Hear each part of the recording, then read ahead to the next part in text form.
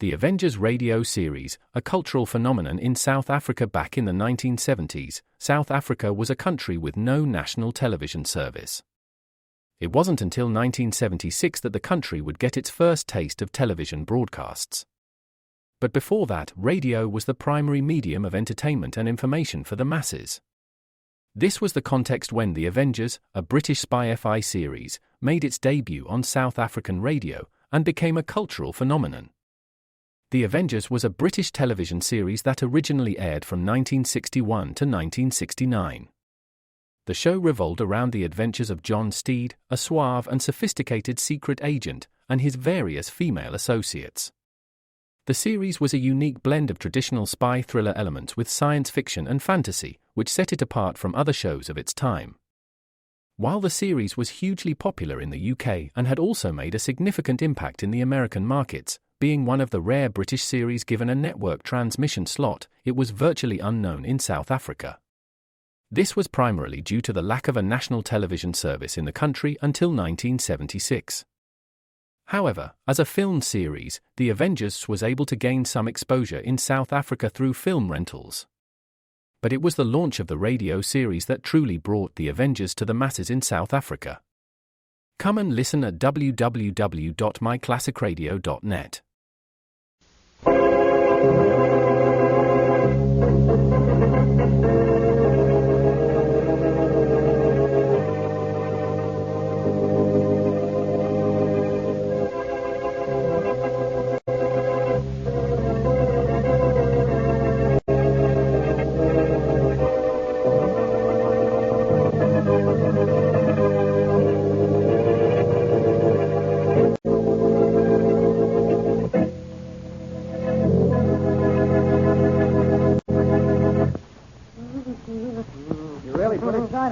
That's why they call me Shiny, mister. Shiny Seal. Shiny Seal, huh?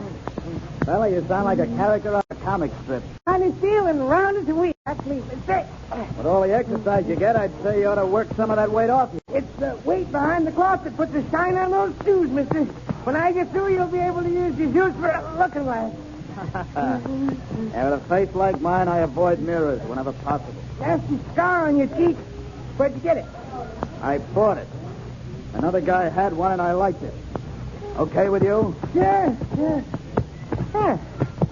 Well, all done, mister. All right, nice job, fella. That's the best shoeshine I've ever had. How much we owe you, friend? Usual price, mister. $50.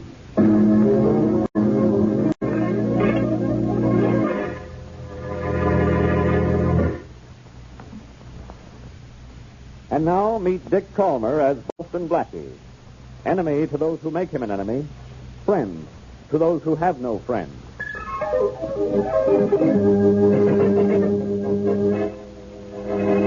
Blackie, get out of here. How can you say that, Faraday? How can you tell me to get out of here when you don't even know where you are? Aha. I know where I am, all right. I'm in my office. And I'm up to my ears in a murder case. You're lucky. The case has reached the point where you have no feeling whatsoever. I'll ask you once more. Are you going to get out of here? No. Well, looks like we're at a standstill, Faraday, which is just where you'll be with your murder case without my help. I'll take my chances. In that case, I like the murderer's chances of beating the rap. Yeah? The little Joe murder you're working on. Huh? So? So he was an underworld character, and like all the rest, a rat. He knew he was on the spot, so he came to see me just before he was killed, and he talked. If a guy comes to see you, what else would he do? Sit there like a dummy? It's possible. You do that rather well. But look, pal, I didn't come here to match wits with you. If I had, I would have left mine home so we could start even. I came to tell you that little Joe gave me a tip on a counterfeiting mob. Who cares about counterfeiting? I'm interested in the killers of Little Joe. You know who they are? No, but they're tied up with this phony money ring, I'll tell you that. Now, I'll tell you something else. I'm going to help you bust that ring. You think? Which is more than I can say for you. Well? I said I'm going to help you, and I am. If you'll just get it through that 10-ply skull of yours that I know what I'm talking about, then we'll get somewhere. I want you to get somewhere right now. Out of here. Now, how many times do I have to tell you that? How many times do I have to tell you that I can crack this case wide open if you'll only listen to me? Okay, I'll listen. Anything to get rid of you. Well, I'm listening. That's the best thing you do. Little Joe was killed because he found out where and how the counterfeiters were passing their money.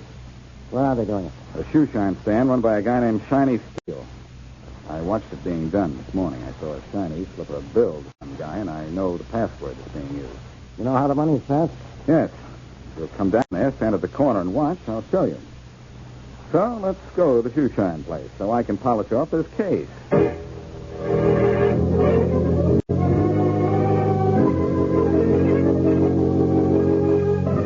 Have you arranged to take care of little Joe's body?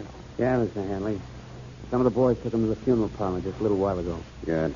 Did he get the nice funeral? Flowers and all? We'll give him the best. But, who's going to watch the Arnold gang now that he's gone? I'll pick a man later. They'd better be smarter than little Joe not to let the Arnold boys know they're being watched and stay away from people like Boston Blackie. Look, isn't there a better way to get in on Arnold's racket? He's making the best phony stuff I ever saw. That he is. Tell me, what are we going to do about the killing of little Joe? Well, he was one of our boys, so we killed one of Arnold's men, of course.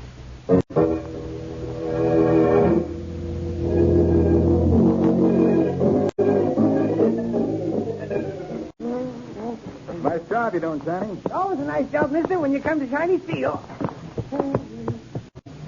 There you are. All done. Well, how much do we owe you, friend? Huh? Oh, the usual price. $50. $50? Okay, there you are. Thank you, mister. Thank you. You're welcome. All right, what's next? Step right up and get a time some time. Well, Blackie, how'd it go? Saturday was great. I gave him $50 and he slipped me a bill right inside of my shoe here. Where? Right here. Look. Here it is. And look at the amount of the bill. $100. 100 for a 50, huh? And that century note looks like a Lee McCoy. That's what these boys claim, Faraday. They say that phony money is so good it can't be detected, except by an expert. But come on. Let's go into the bank down the street and I'll prove it's phony. It better be. What do you mean, better be? It has to be. What were the secret words you used to get him to slip the bill into your shoe? Little Joe gave me the word. When the shine was finished, I was to say, how much do we owe you, friend? I did, and I got the money. Clear $100 bill. Okay, so you got it. Now let us get to the bank. It's right down the block. That bill isn't the only queer thing around here.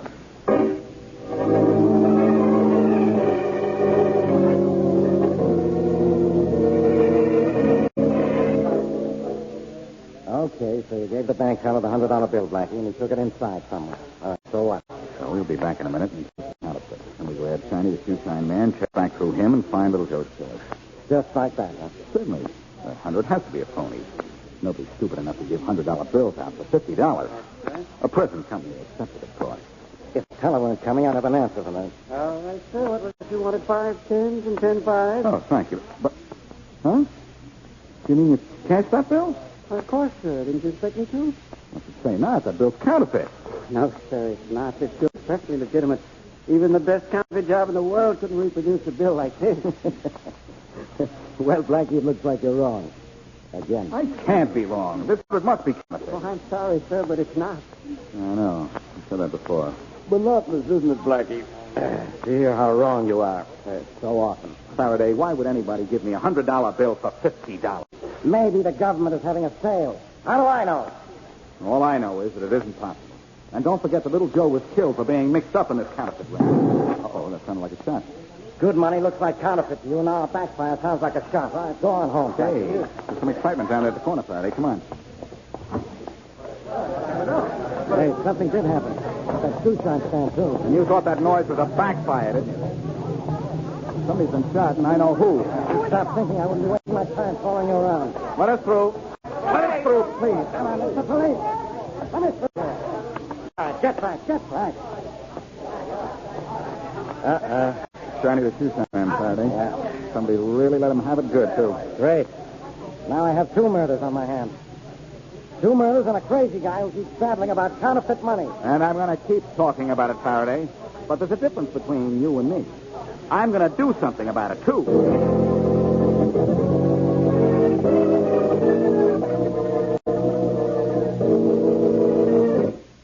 The Hanley outfit killed Shiny, Mr. Arnold. And I'm not going to stand for it. I'm for temperament. But Shiny was a pal of mine. I don't like the guys who kill my pal. I said temperament. Temper. I have to. Arnold, what's the idea of cooking? It's just a suggestion that you should hold your temperament. You know I don't like violence. But I don't like Be killing. reasonable, Matt. Shiny was killed by the Hanley outfit because we killed Little Joe. It was to be expected, regrettable, but quite apparent that it had to be done. It didn't have to be Shiny. He was a good guy. And I know it had to be one of our organizations. And we should be grateful it was not either of us or any of the others more important to our operation. well, I don't care what you say. I'm going out him. Yes. There aren't going to be any more killings. I'm quite sure Hanley is satisfied that the score is even. In fact, I think our opponent will corroborate it. That's right now. You're calling Hanley? I see no reason why I shouldn't. But look, Mr. Arnold, that bum's trying to cut in on our queer I money know. racket. I know. Perhaps I should make it easy for him and guarantee a minimum of violence. Oh, Mr. Arnold, you can't do that. Hanley's mob is a bunch of... Emperor. Hello? Henley, Yes? this is Arnold. Oh, yeah? Your boys took care of Shiny this afternoon, And your boys took care of Little Joe yesterday. so we're even. Aren't we? Well, 1 for 1. Sounds enough to me. Satisfied to leave it even? I don't know. Well, perhaps I can persuade you. Start persuading. You want to cut in on my business, don't you? I might. Well, suppose we form a partnership. Suppose we do. Then what? Then we can make a killing far more profitable than murder.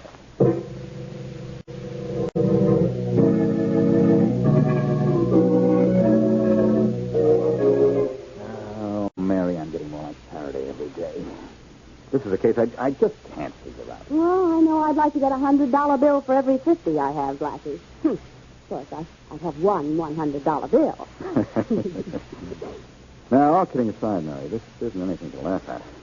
Why should the Arnold mob give $100 bills to 50? Now, I ask you why. Don't ask me. I just listen here. I wonder if I think up here. Nobody gives away $50 unless... Unless what? Yeah. Oh, no, it's too crazy. Just the kind of thing Faraday would think when he wasn't in his right mind either.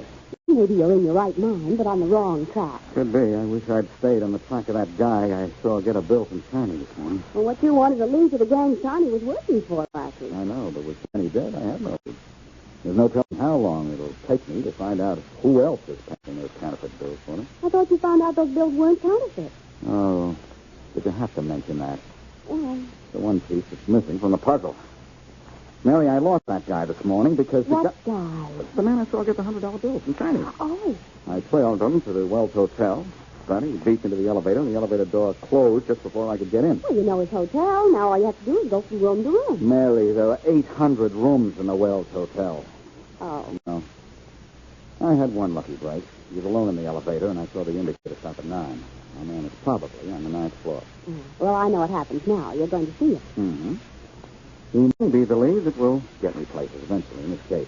But I may have a tough time finding him. I don't even know his name. I don't know why real money is being sold cut rate, and I don't know who's in back of all this. You know something, Blackie? What? It's absolutely amazing what you don't know about this case.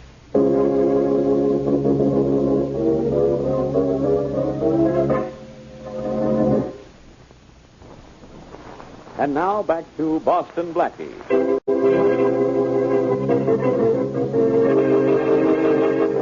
Little Joe of the Hanley mob comes to Boston Blackie with information about the Arnold gang, reputed counterfeiters, and is killed for his trouble.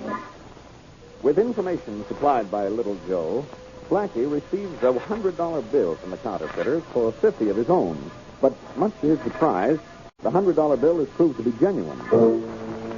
Later, one of the counterfeiter gang, Shiny Steel, is murdered to avenge the death of Little Joe, and the two rival gang leaders decide to merge. As we return to our story, Hanley and Arnold are in Arnold's printing plant. Here's where I make my stuff, Henry. You like my shop? Well, the shop's not much to look at, but I sure like to look at the stuff that comes out of it, Arnold. Good, isn't it? I can't tell it's no real stuff. Let me see that century note again, will you? Doesn't it? Feels good, doesn't it? I better turn this press off. Looks like the real thing, Arnold. The real thing. I'd take this for a legitimate century note any day. So would any bank. I know. That's what gets me. That's what's going to get us a few $100,000, too. A partner? Yeah, I like that. Partner. But I'd sure like to know something. What? I know this money's queer. I see you making it, but how do you make it so good, Arnold? How do you do it? Sorry, Henley. We're partners. You get half the profit. But how I do it, I keep to myself.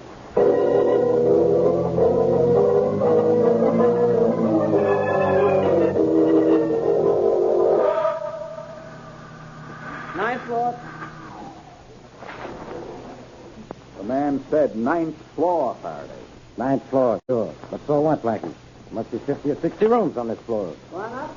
Well, in 50 or 60 tries, we got to find the guy I'm looking for. Blackie, I think this is just another of your schemes to waste my time. When you try to think, that's a waste of time, Faraday. So you say. Dug up the dope that there's talk around that the Hanley and the Arnold mobs are working together on this money racket. You did, and congratulations. All right. And what probably happened is this. Little Joe was spying on the Arnold boys for his boss, so Arnold had him killed. In return, Hanley killed Shiny Steel, an Arnold man. And then Hanley and Arnold decided to work together.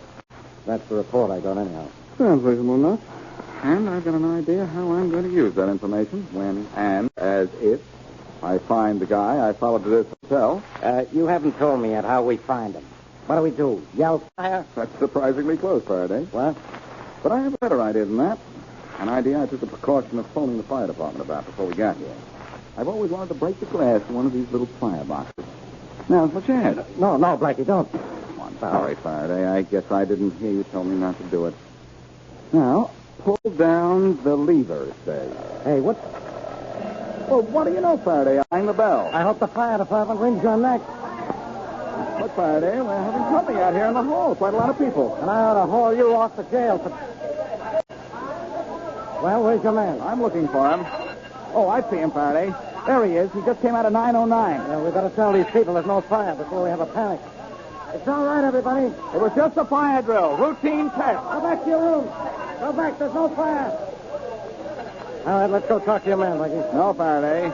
You go and I'll talk to him.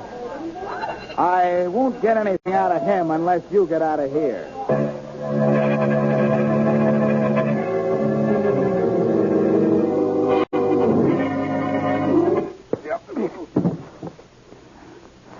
Now, look, tough guy.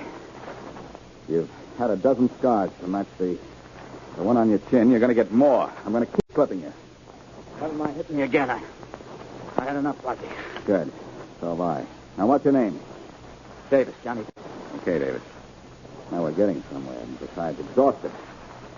You bought a $100 bill from Shiny Steel this morning, didn't you? You paid $50 for it. What makes you think so? I saw you do it.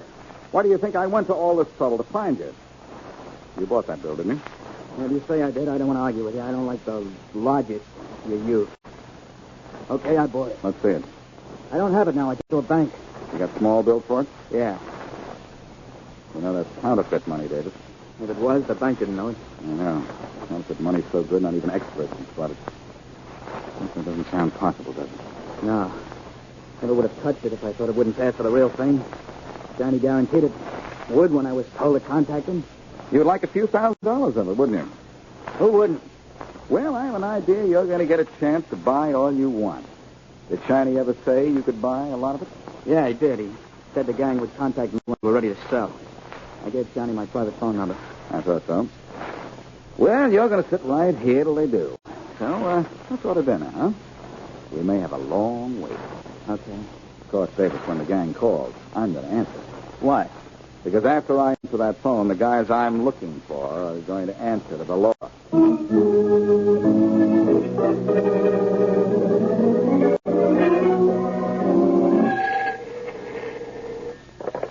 Homicide, Faraday. Faraday, this is Mary Wesley. Where's Blackie?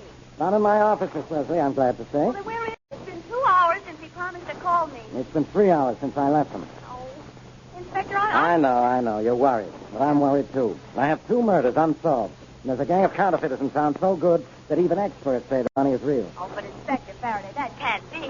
That can't be, Miss Wesley, but it is. And I can't be stopped either, but I am.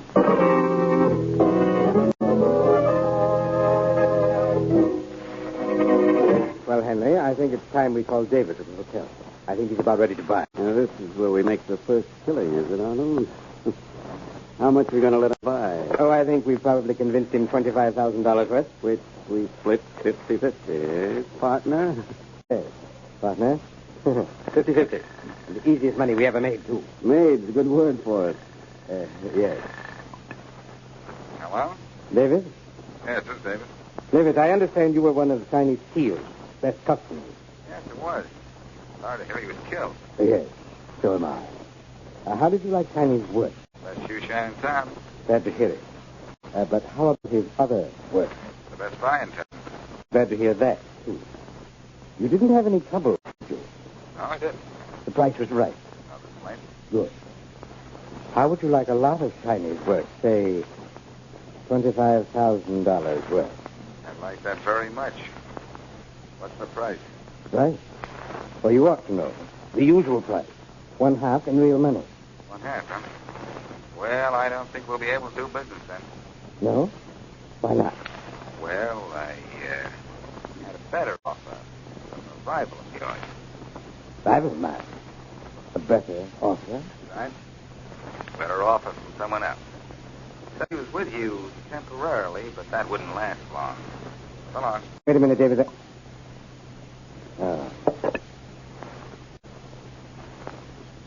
Henry.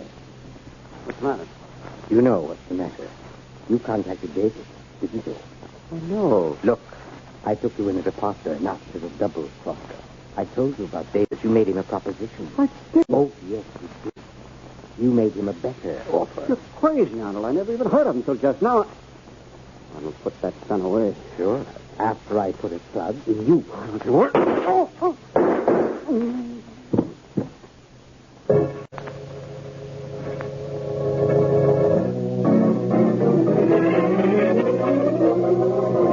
Blackie, when are you going to let me out of here? When we get results from that trip of mine, about Hanley making you a better offer, David? How is that guy going to help? You'll find out, I hope. I'll get that. Well? David, Yes, this is David. about that offer you got from someone else, that better offer. Yeah? Well, you can forget about it, David, because the guy who made it is dead. How do you know?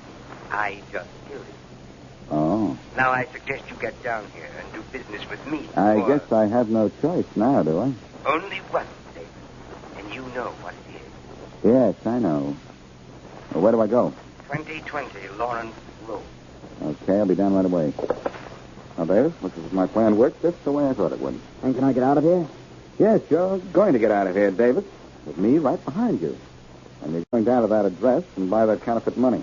And what if I don't want it? I think you'll want to, David. I've got a lot more of my special logic in case you start getting stubborn again.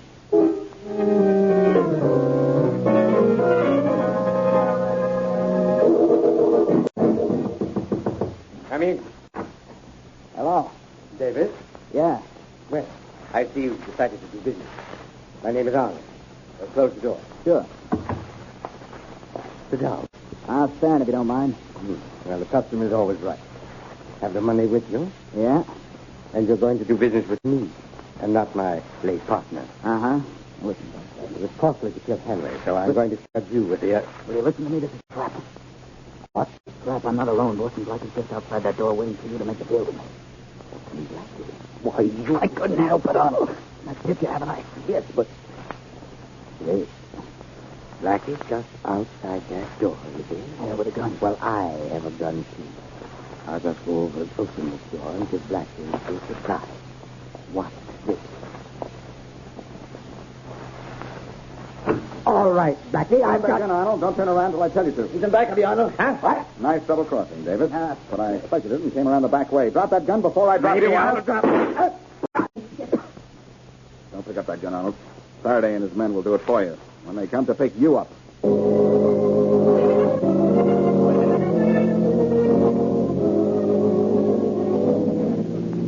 Blackie, I'm glad you're back. Oh, so am I, Mary. Only if I hadn't anticipated a double cross from a certain Mr. Davis, I wouldn't be back.